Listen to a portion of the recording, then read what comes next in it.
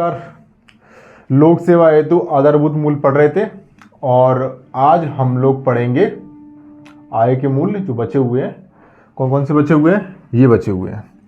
कमजोर वर्गों के प्रति करुणा, तटस्थता पढ़ेंगे और अनामिकता पढ़ेंगे। ठीक है, देखो कुछ महत्वपूर्ण आधारभूत मूल्य हमने पढ़ लिए और 3 जो रह गए वो आज पढ़ लेंगे। इसके बाद भी कुछ मूल्य बच जाते हैं और इनको भी हम आगे एक वीडियो में पढ़ डालेंगे। ठीक है, तो आज पढ़ेंगे कमजोर वर्गों के प्रति करुणा, तटस्थता और अनामिकता। ठीक है, देखेंगे क्या है, कौन से मूल्य हैं और प्रशासन में इनका क्या लाभ है। तो देखो बॉस, क्या लिखा है? कमजोर वर्गों के प्रति करुणा क्या होती है कि कमजोर लोगों की कमजोर स्थिति को समझकर, क्या बोलेंगे, कमजोर लोगों की कमजोर स्थिति को समझकर उसे दूर करने की भावना। परिभाषा के रूप में क्या बोलेंगे कि कमजोर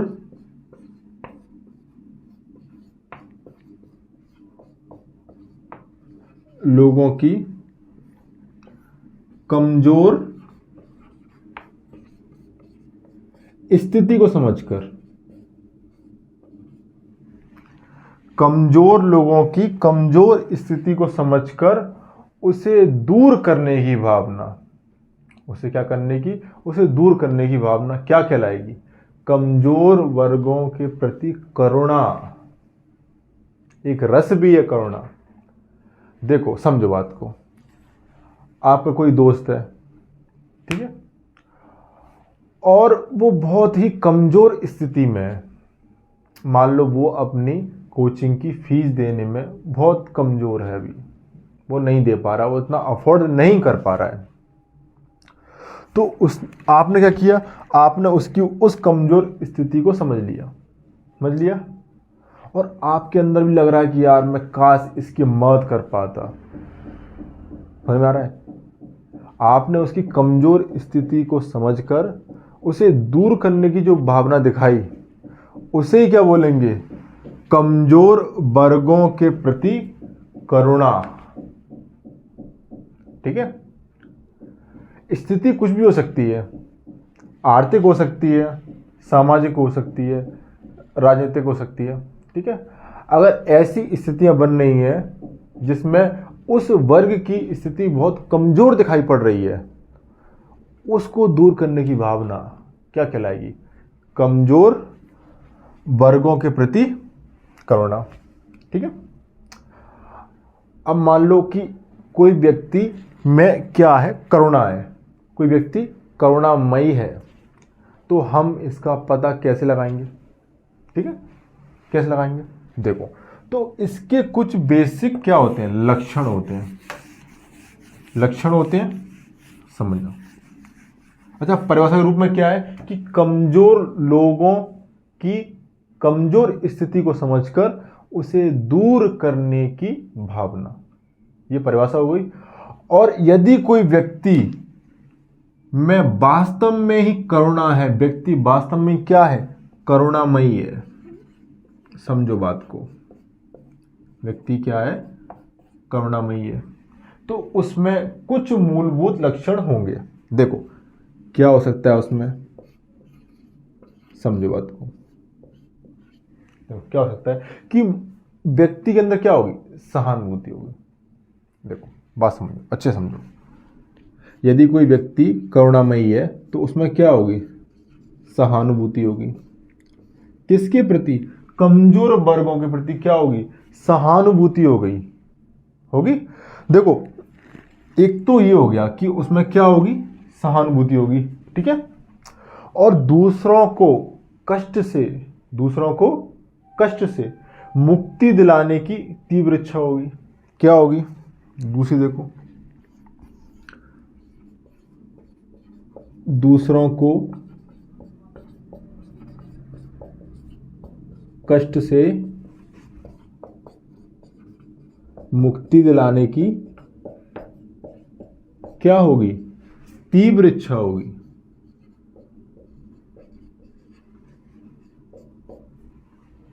कोई मित्र है आपका, उसकी स्थिति बहुत खराब है, तो आप क्या करोगे कि उसे उस कष्ट से निकालने में आप अपनी तीव्र इच्छा दिखाओगे, बस एक बार ये इसकी प्रॉब्लम खत्म हो जाए। समझ में आ रहा है? इसकी ये प्रॉब्लम खत्म हो जाए, आपको उसके प्रति सहानुभूति होगी सहानुभूति। देखो क्या लिखा है कि दूसरों को कष्ट से मुक्ति दिलाने की आप में तीव्र इच्छा होगी। यदि आप करुणामयी हैं तो आपके अंदर सहानुभूति होगी, बताओ होगी। और इसके बदले बॉस कुछ पाने की उम्मीद नहीं होगी।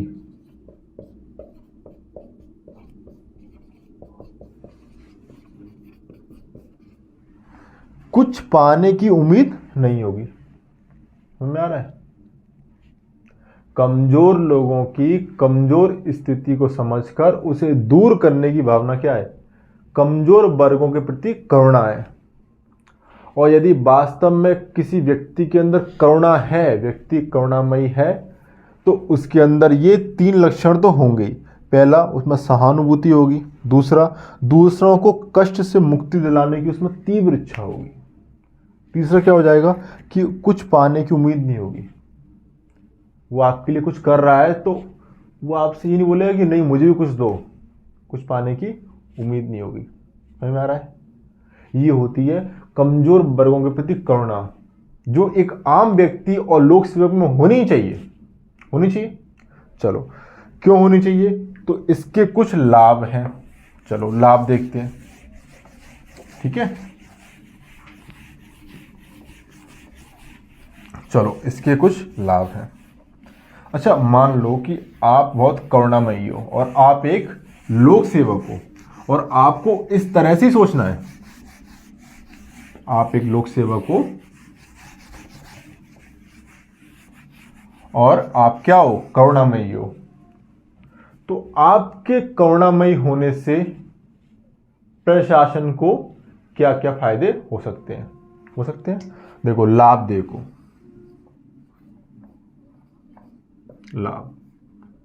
लाभ क्या हो जाएगा कि देखो बॉस, भ्रष्टाचार में क्या आएगी? कमी आएगी। भ्रष्टाचार कब होता है?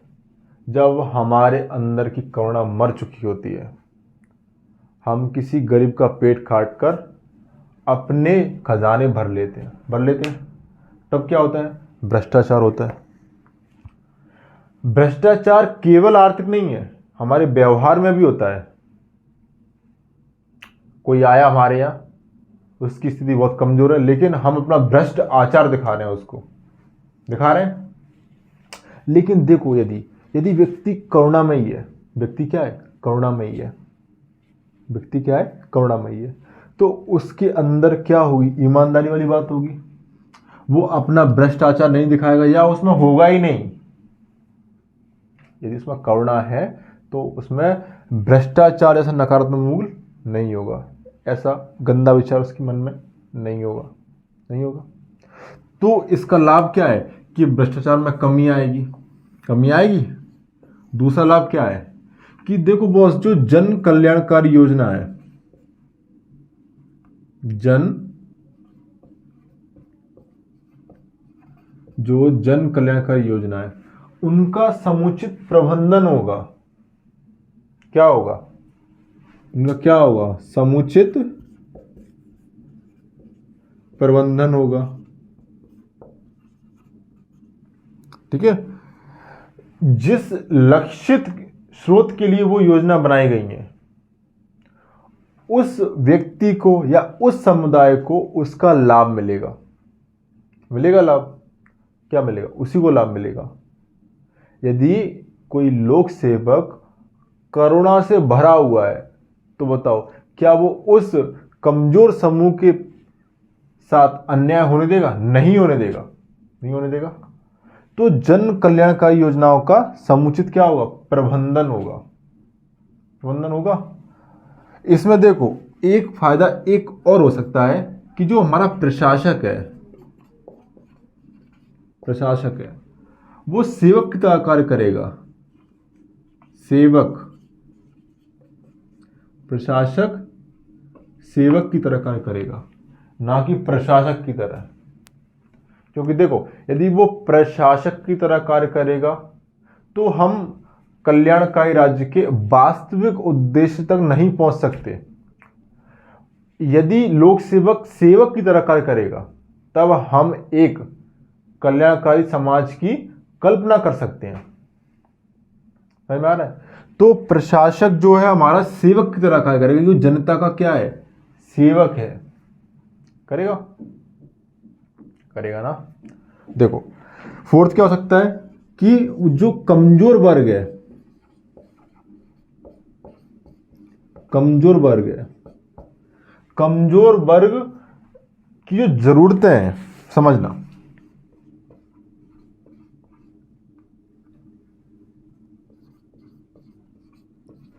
कमजोर वर्ग की जरूरतें हैं, उन्हें प्रशासन समझेगा। समझेगा नहीं समझेगा? समझेगा भाई, समझेगा। उन्हें प्रशासन समझेगा। समझ में आ रहा है? तो देखो, पहला क्या है कि भ्रष्टाचार में क्या आएगी, कमी आएगी।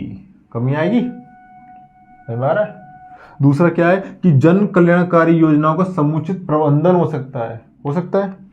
प्रशासक सेवक की तरह कार्य करेगा। कमजोर वर्ग की जो जरूरतें हैं उन्हें प्रशासन समझेगा। यदि प्रशासन कमजोर वर्ग की जरूरतों को समझेगा तो उन्हें दूर करने का प्रयत्न भी करेगा। मतलब ये कि समाज के अंतिम छोर तक बैठे हुए व्यक्ति तक भी सामान्य सुविधाएं पहुंचेंगी, जो इस देश की सरकार का लक्ष्य है। बताओ, समझ में आ रहा है? देखो, अगर इतना सब कुछ हो रहा है तो एक फायदा ये भी है कि हमें सामाजिक समानता, सामाजिक समानता स्थापित हो जाएगी। ठीक है? हमें सामाजिक समानता का गुण प्राप्त होगा। सामाजिक समानता की स्थापना होगी, जहां समाज में सभी को समान रूप से सुविधाएं व संसाधन उपलब्ध होंगे। तो ये इसका लाभ है। यदि लोक सेवक के अंदर करुणा है, तो वो भ्रष्टाचार नहीं होने देगा, वो जन कल्याणकारी योजनाओं का समुचित प्रबंधन करेगा, प्रशासक को सेवक की तरह कार्य करवाएगा, कमजोर वर्ग की जरूरतों को समझेगा और सामाजिक समानता को महत्व देगा। चलो, अच्छी बात है, होना चाहिए। देखो, इसके बाद क्या देखेंगे कि इसको कैसे स्थापित कर सकते हैं प्रशासन में। ठीक, समझेंगे बात को। आमतौर पर करुणा जो होती है वो हमारी पृष्ठभूमि से आती है कि हम किस पृष्ठभूमि में पले बड़े हैं, लेकिन फिर भी कुछ सूचना स्रोतों से हम करुणा क्या कर सकते हैं, ला सकते हैं। ठीक है? देखो, तो इसे क्या करना है, स्थापित करने के उपाय। स्थापित करने के उपाय, समझो बात को, समझो। देखो, प्रशासन में हम लोक सेवकों में कमजोर वर्ग के प्रति करुणा कैसे स्थापित कर सकते हैं। तो देखो, सबसे पहले तो हम क्या करेंगे कि जो हमारा प्रशिक्षण है, जो हम लोक सेवकों को प्रशिक्षित करते हैं, प्रशिक्षण है वो कैसा होना चाहिए, संवेदनशील होना चाहिए। संवेदनशील होना चाहिए। संवेदनशीलता के साथ हमें प्रशिक्षित करना होगा। उन कमजोर वर्गों के प्रति संवेदनशीलता को दर्शाते हुए हमें क्या करना होगा, प्रशिक्षित करना होगा। एक तो ये हो सकता है। दूसरा क्या हो सकता है कि हम इस तरह के कार्यक्रम, ठीक है, कार्यक्रम या सम्मेलन आयोजित करें जिसमें हम उन कमजोर वर्गों की वास्तविक स्थिति से प्रशासकों और जनता को इंगित कराएं कि जानिए इस समूह के साथ ऐसा ऐसा हुआ है, या ये समूह करुणा के लायक है, देश के संसाधनों पर इसका प्रथम अधिकार बनता है। बताओ, एक तो हम यही कर सकते हैं, नहीं कर सकते? कर सकते हैं, बताओ। या फिर देखो, हम धार्मिक रूप से देखो, क्योंकि व्यक्ति क्या है, धर्म से बहुत जुड़ा होता है, तो वो धर्म की बातों को बहुत अच्छे समझता है, तो हम धार्मिक प्रतीकों का प्रयोग कर सकते हैं। जैसे देखो, बौद्ध धर्म में क्या है, 4 आर्य सत्य पढ़ा होगा ये आपने, 4 आर्य सत्य, ठीक है, ये बौद्ध धर्म में, ठीक है, 4 आर्य सत्य। ऐसा कुछ ज्ञान दे दें हम, दुख निरोग, दुख समुदाय, होता है ना। देखो, यदि हमें प्रशासन में लोक सेवकों के प्रति करुणा स्थापित करनी है, तो सबसे पहले तो हम उनका जो ट्रेनिंग है, जो प्रशिक्षण है, वो इस तरह से करें कि उनमें ये संवेदनशीलता आ जाए। दूसरा, हम कुछ ऐसे कार्यक्रम, सम्मेलन, संस्थाएं बनाएं जो कि इस महत्व को आगे बढ़ाए। हमारा तीसरा, हम धार्मिक प्रतीकों का उपयोग कर सकते हैं। और क्या कर सकते हैं, देखो, फोर्थ में देखो, जैसे सोशल मीडिया हो गया,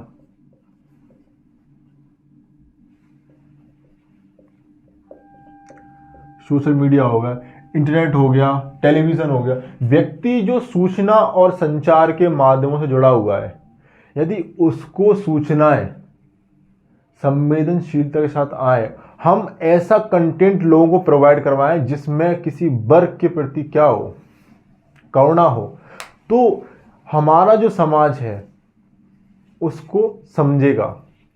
अभी एक मूवी आई थी, द कश्मीर फाइल्स आई थी, जिसमें हमने उस मूवी को देखकर हम समझ गए थे कि कश्मीरी पंडितों के प्रति हमारे मन में क्या थी, एक करुणा थी, करुणा। क्योंकि उन जो घटनाएं होती, जो दंगे हुए थे, जो नरसंहार हुआ था, उसको बहुत ही वास्तविक रूप में दिखाया गया। इससे समाज के हर वर्ग में उनके प्रति क्या है, करुणा है। देखो, समझ में आ गया ये। इसके बाद देखो, एक चीज और देख लेंगे, ये उपाय है। वैसे कुछ उपाय आप भी खोज सकते हो, ठीक है। चलो,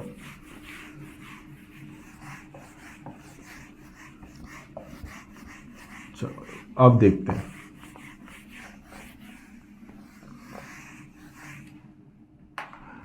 एक होता है करुणा की थकान।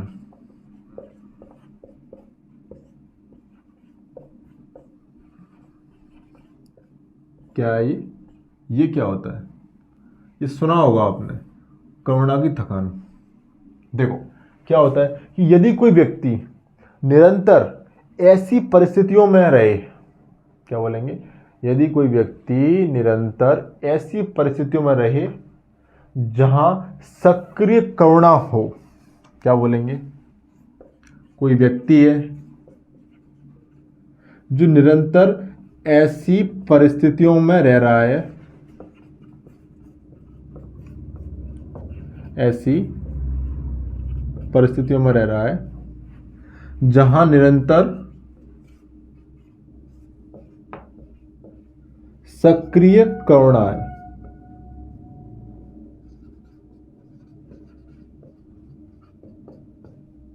ठीक है। यदि कोई व्यक्ति निरंतर ऐसी परिस्थितियों में रह रहा है जहां सक्रिय करुणा है, तो बहुत धीरे धीरे उसमें करुणा की थकान आना शुरू हो जाएगी। नहीं समझ में आया?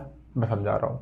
देखो, जैसे कोई नर्स है, अब नर्स जो हॉस्पिटल में है, वो किसी नए मरीज को देखती है ना, तो जो नए मरीज को जो दुख हो रहा होता है, चाहे उसकी कितनी भी लगी हो, नर्स को ज़्यादा फील नहीं होता है। क्यों? क्योंकि वो रोज ऐसे मरीजों को देखती है। कई मरीज आते हैं उसके यहाँ जो बहुत तकलीफ में होते हैं, हालांकि उसे शुरुआती तौर पर लगता होगा कि ये कितना तकलीफ में है, उसे देख के थोड़ा नर्वस, दुख वगैरह होता होगा, लेकिन धीरे धीरे उसको अब कोई मतलब ही नहीं रहा। उसके लिए वो एक सिर्फ बॉडी है। वो एकदम इंजेक्शन भी ऐसे लगाती है, एकदम लिया, एकदम ये लो, समझ आ रहा है? क्यों? क्योंकि भाई उसको अब क्या हो चुकी है, करुणा की थकान हो चुकी है। अब वो इतना ज्यादा दुख देख चुकी है कि उसको फील नहीं होता है। क्या होता है? फील नहीं होता है। जैसे मान लो कोई बहुत बड़ा समाज सेवक है, अब वो इतनी समाज सेवा रोज करता है कि अब उसे समाज सेवा थकान हो चुकी है। कोई बोलेगा अरे अपन को वहां चलना है, नहीं मन नहीं है अभी।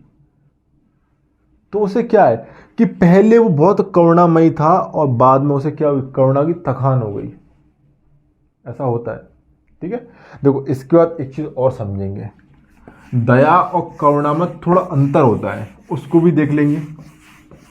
ठीक, देखो उसको देखेंगे क्या होता है। देखो ये क्या है, दया और करुणा। समझ ना बात को? ये क्या है, दया और करुणा। थोड़ा अंतर है इनमें। क्या अंतर है कि देखो ये जो दया है वो आती है विशिष्ट परिस्थितियों में।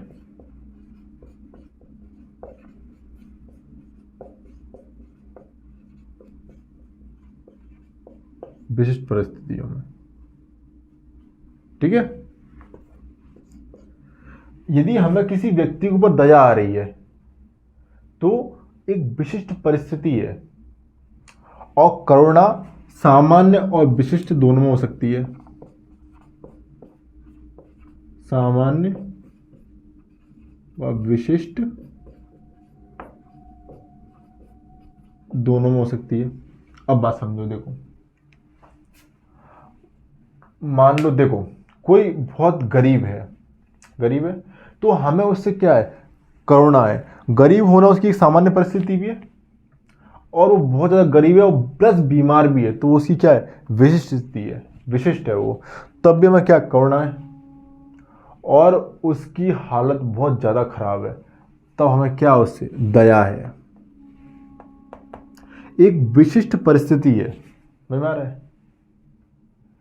बेसिकली यही अंतर होता है कि देखो दया में क्या होती है, विशिष्ट परिस्थिति होती है, और करुणा में सामान्य विशिष्ट दोनों हो सकती है। समझ में आ रहा है? देखो ये स्थायी है, ये क्या है, करुणा क्या है, स्थायी है। और ये एक क्षणिक मानसिक अवस्था है। क्षणिक मानसिक अवस्था है, अवस्था है। देखो यदि हमें किसी वर्ग पर, हमें किसी वर्ग के ऊपर करुणा आती है तो हमारी स्थायी है वो। समझ में आ रहा है?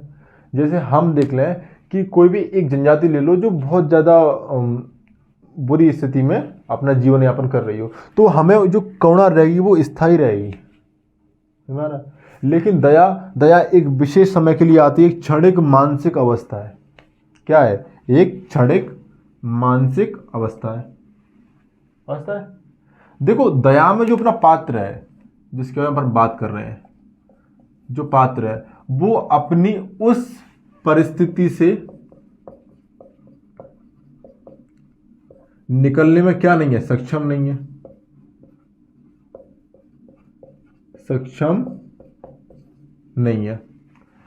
दया का जो पात्र है वो अपनी परिस्थिति से निकलने में सक्षम नहीं है, तभी तो उस पर दया आ रही है, क्योंकि वह अपनी परिस्थिति से निकलने में सक्षम नहीं है। देखो करुणा में क्या हो सकता है, करुणा में वो सक्षम हो भी सकता है और नहीं भी हो सकता है। वह सक्षम हो भी सकता है, सक्षम नहीं भी हो सकता। ठीक है, ये अपना कंप्लीट हुआ। और इसके बाद हम पढ़ेंगे एक और मूल्य, तटस्थता।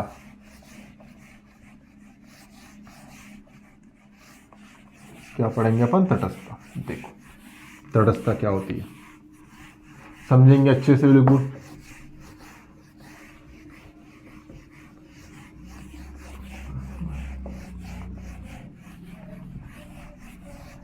देखो तटस्थता क्या होती है,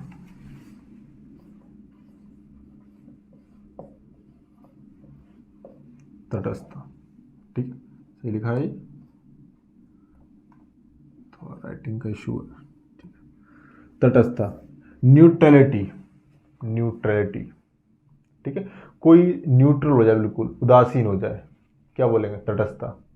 तो देखो तटस्थता क्या होती है कि लोक सेवक तथ्य, विचारों या कार्य प्रक्रिया में पक्षपाती ना हो। क्या है? लोक सेवक, देखो लोक सेवक तथ्य, विचार, ठीक है, या कार्य प्रक्रिया या प्रणाली, कार्य प्रणाली में क्या नहीं हो, पक्षपाती ना हो।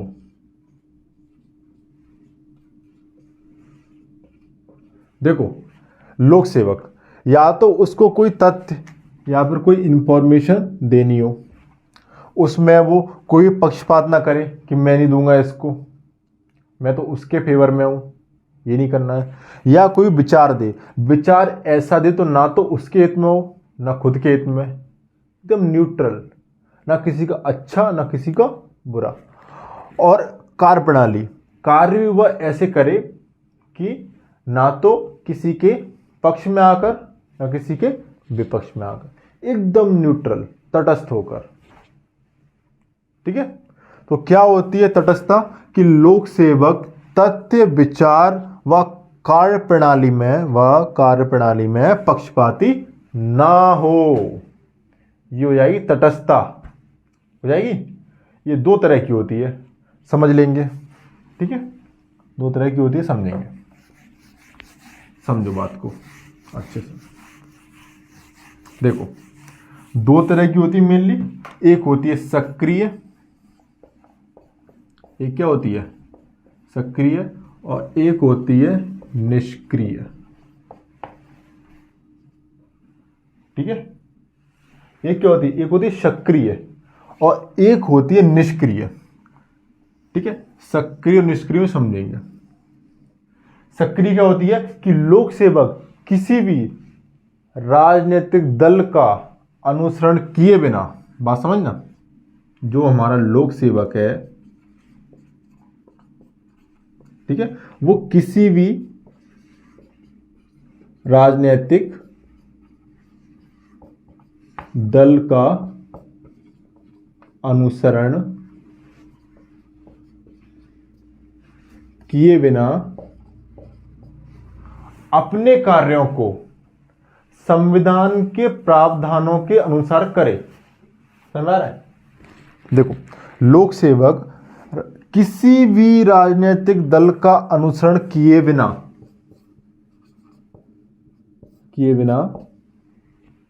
अपना कार्य संविधान के प्रावधानों के अनुसार करे। यदि वो अपना कार्य संविधान के प्रावधानों के अनुसार करे, वो किसी भी पार्टी से, चाहे वो कांग्रेस हो, बीजेपी हो, और भी की पार्टी हो, उसका क्या नहीं करे, अनुसरण नहीं करे, जो पार्टी बोले वो नहीं करे, सिर्फ वही कार्य करे जो संविधान में लिखे हैं, तो वो क्या हो जाएगी, उसमें सक्रिय तटस्थता हो जाएगी। समझ आ रहा है? और एक होती है निष्क्रिय। निष्क्रिय क्या होती है, देखो निष्क्रिय होती है कि वह सभी कार्य करेगा। निष्क्रिय क्या होती है कि वह सभी कार्य करेगा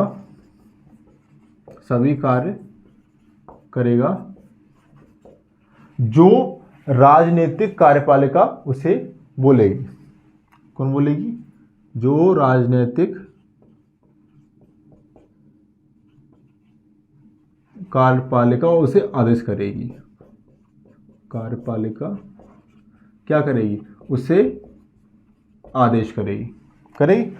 देखो निष्क्रिय में क्या होगी, वो सभी कार्य करेगा जो राजनीतिक कार्यपालिका उसे क्या करेगी, आदेश करेगी। ठीक है, तो दो तरह की होती है तटस्थता। ठीक है, तो देखो तटस्थता होनी चाहिए लोक सेवक में। पार्टियां जाती हैं आती हैं, देश रहना चाहिए। समझ में आ रहा है? तो हमें किसी भी पार्टी के टट्टू नहीं बनना है, हमें अपना कार्य संविधान के प्रावधानों के अनुसार करना है। समझ में आ रहा है? क्योंकि आप लोक सेवक हो, पार्टी सेवक नहीं हो। समझ में आ रहा है? देखो इसके बाद पढ़ेंगे लाभ, तटस्थता के लाभ। अब बात समझ रहे, देखो इसको मैं इस तरह से इसलिए कराता हूँ, ये लाभ विशेषताएं, क्योंकि एग्जाम में जब आप लिखोगे तो आपको बस यही याद आएगा। बाकी यदि मैं आपको कहानी सुना के पूरा बताऊं, एक्सप्लेन करूं, तो उसमें मज़ा तो आता है लेकिन कोई फ़ायदा नहीं है। ठीक है, देखो इसके अपन क्या देखेंगे, अब लाभ देखेंगे। ठीक है,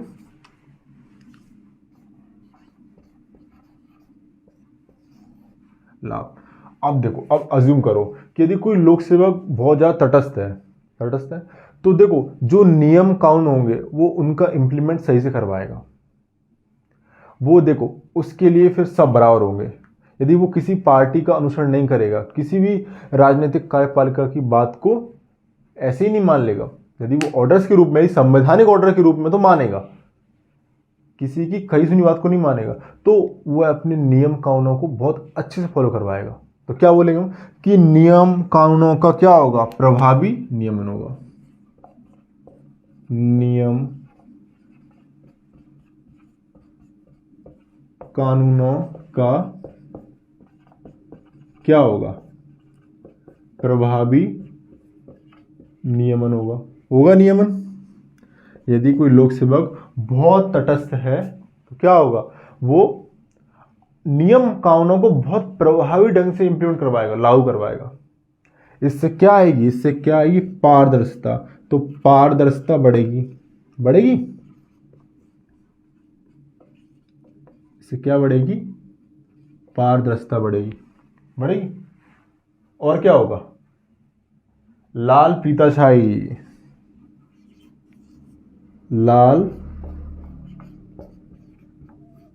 फीताशाही कम होगी। अब बताओ ये लाल फीताशाही होती क्या होती है। देखो यदि मान लो कोई ऑफिसर है और आप उसके सामने अपना कुछ काम करवाने के लिए कोई फाइल ले गए, अब वो आपको घुमा रहा है, आपने बोला सर मेरा काम नहीं हुआ, कि अरे वो परसों होगा, नहीं कर रहे हम लोग, अभी टाइम नहीं है हमारे पास, समझ में आ रहा हूँ। लेकिन सोचो यदि उस फाइल पर लाल फीता बना है, मतलब वो गवर्नमेंट का काम है, सीधा मंत्री का काम आया, तो बहुत जल्दी करेगा उसको। इसे क्या बोलते हैं, लाल फीताशाही, मतलब जनता के कर्तव्यों के प्रति अनभिज्ञ रहना और अपने अधिकार दिखाना सबको। क्या बोलेंगे, लाल फीताशाही। ये क्या होगी, कम होगी। ठीक है, फोर्थ क्या हो जाएगा, संसाधनों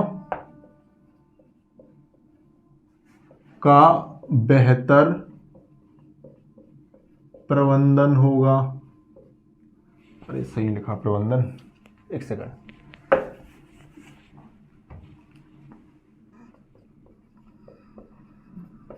प्रबंधन होगा।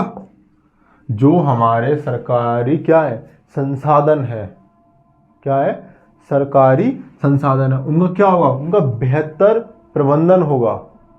और यदि बेहतर प्रबंधन हो रहा है तो बॉस एक आम आदमी को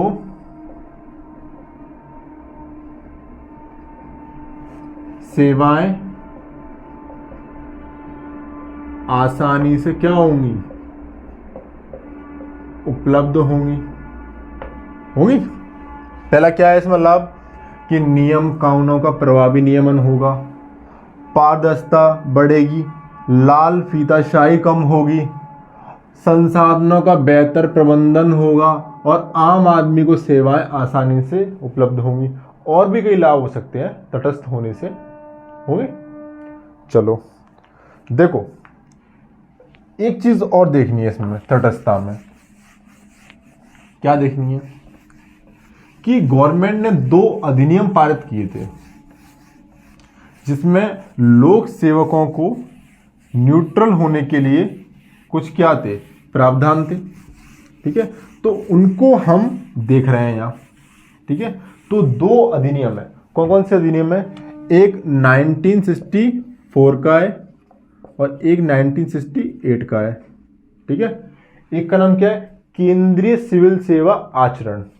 क्या है इसका नाम, केंद्रीय सिविल सेवा आचरण, ठीक है, क्या नाम है, केंद्रीय सिविल सेवा आचरण। और एक क्या है, एक है अखिल भारतीय सेवा आचरण। ये दो अधिनियम आए थे 1964 में, केंद्रीय सिविल सेवा आचरण, और 1968 में अखिल भारतीय सेवा आचरण, दो अधिनियम आए थे। और इन अधिनियमों में लोक सेवकों में तटस्थता को लेकर कुछ नियम दिए गए थे। वो नियम क्या है, वो नियम देख लेंगे इधर ही, ठीक है, इधर देख लेंगे। नंबर 1 क्या बोला गया था कि लोक सेवक राजनीति में, बात समझ रहे हो, लोक सेवक राजनीति में भाग नहीं ले सकते, नहीं ले सकते। चलो, जब तक वो लोक सेवा के पद पर है। लोक सेवक राजनीति में भाग नहीं ले सकते, नहीं ले सकते, लोक सेवक राजनीति में भाग नहीं ले सकते। कोई भी लोक सेवक कलेक्टर की पोस्ट पर है तो नेता नहीं बन सकता, पहले उसे उस पोस्ट से त्यागपत्र देना होगा। क्या देना होगा, त्यागपत्र, ठीक है। और क्या नहीं कर सकते कि राजनीतिक पार्टियों को, राजनीतिक पार्टियों को चंदा नहीं दे सकते, राजनीतिक पार्टियों को चंदा नहीं दे सकते।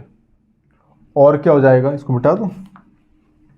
पहला क्या है कि लोक सेवक राजनीति में भाग नहीं ले सकते, राजनीतिक पार्टियों को किसी भी प्रकार चंदा नहीं दे सकते, नहीं दे सकते। थर्ड देखो, थर्ड क्या हो सकता है,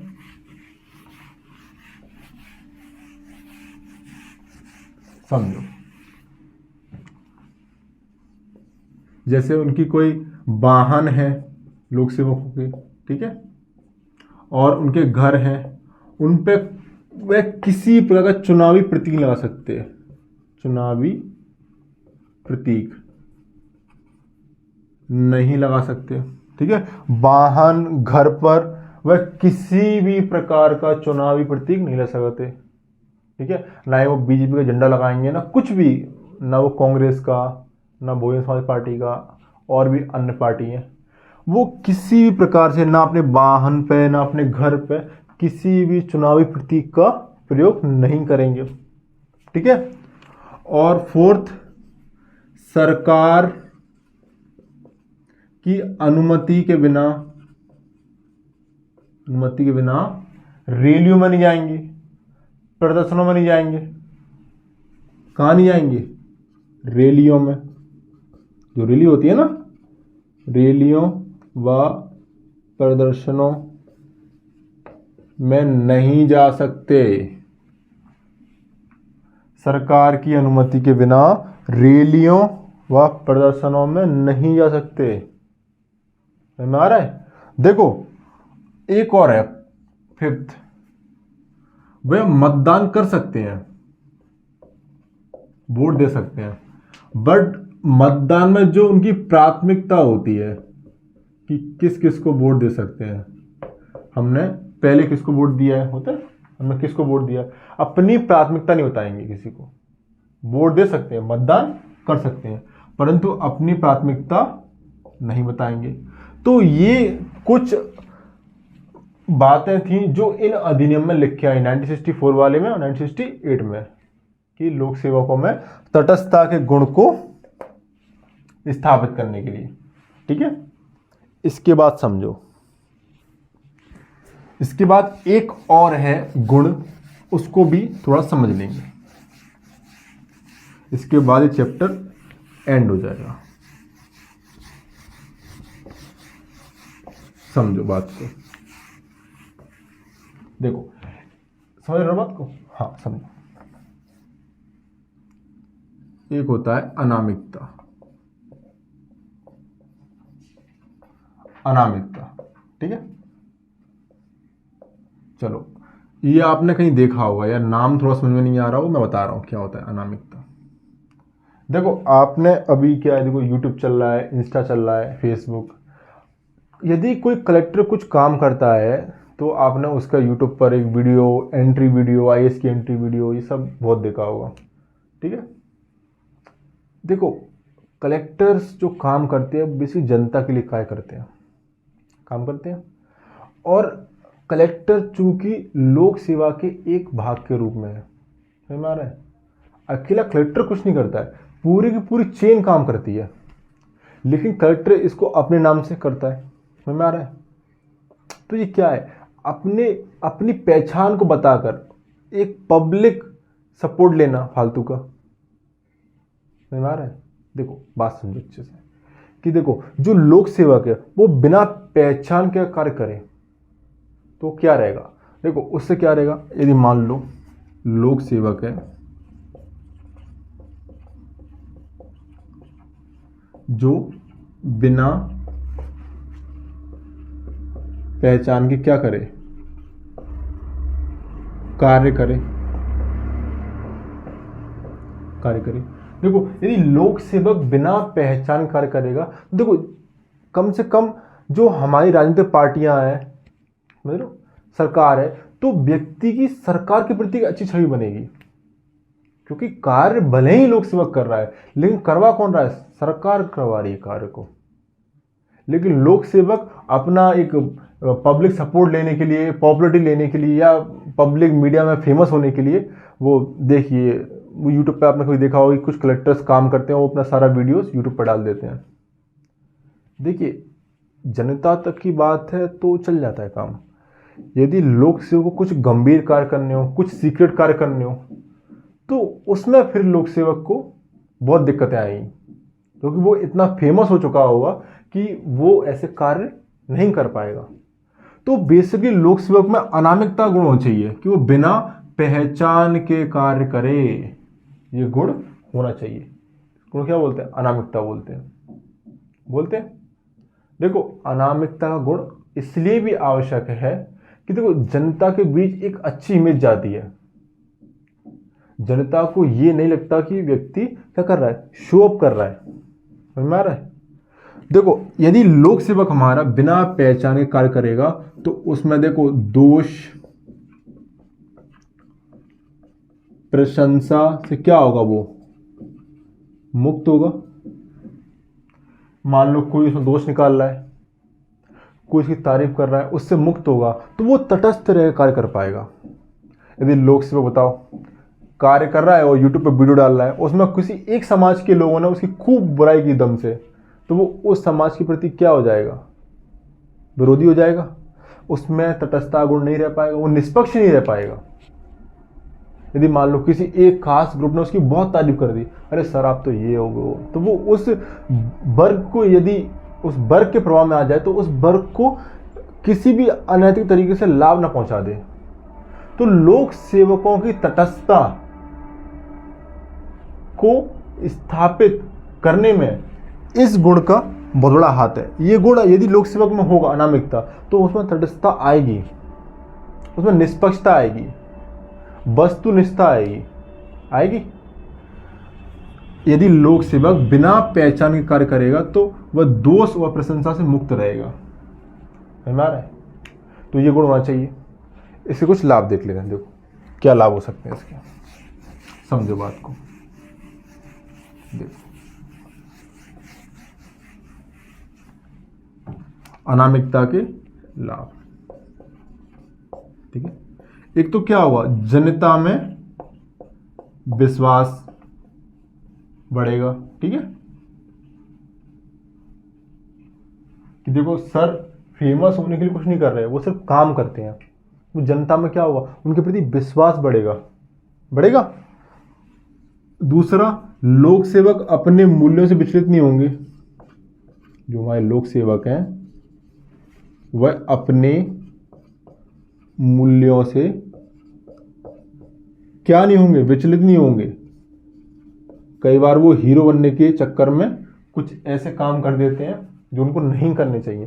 तो लोक सेवक अपने मूल्यों से विचलित नहीं होंगे। उनमें साहस बल बढ़ेगा, साहस बल आएगा। कैसे आएगा ये साहस बल बढ़ेगा? ठीक, उनमें क्या बढ़ेगा? साहस बल बढ़ेगा। क्यों? क्योंकि देखो वो हीरो बनने के लिए कार्य नहीं कर रहे हैं, वो आंतरिक प्रेरित होकर कार्य कर रहे हैं। तो उनमें क्या बढ़ेगा? उनमें साहस बल बढ़ेगा, बढ़ेगा। तो ये से कुछ लाभ हो सकते हैं। इनको स्थापित कैसे कर सकते हैं? स्थापित देखो, एक तो आचरण संहिता, ये पर पढ़ते आ रहे हैं, आचरण संहिता का पालन करके। दूसरा क्या हो सकता है? पुरस्कार व दंड नीति,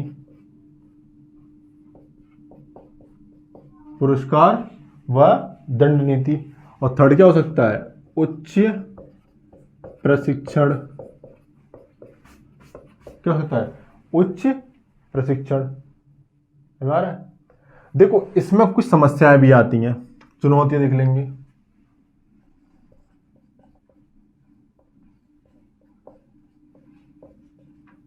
चुनौतियां क्या आती हैं कि देखो आज का जो युग है वो एक तो सोशल मीडिया वाला है, तो लोक सेवक बहुत दिनों तक इससे दूर नहीं रह पाता है, कहीं ना कहीं से उसको ये मिल ही जाता है सोशल मीडिया। तो एक तो वो समस्या है लोक सेवती, है ना।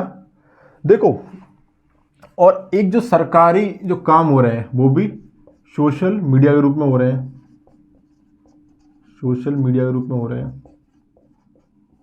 और फिर जो हमारे यहाँ प्रशासन के कार्य करने का कल्चर अब थोड़ा चेंज हो रहा है, ठीक है, चेंज हो रहा है।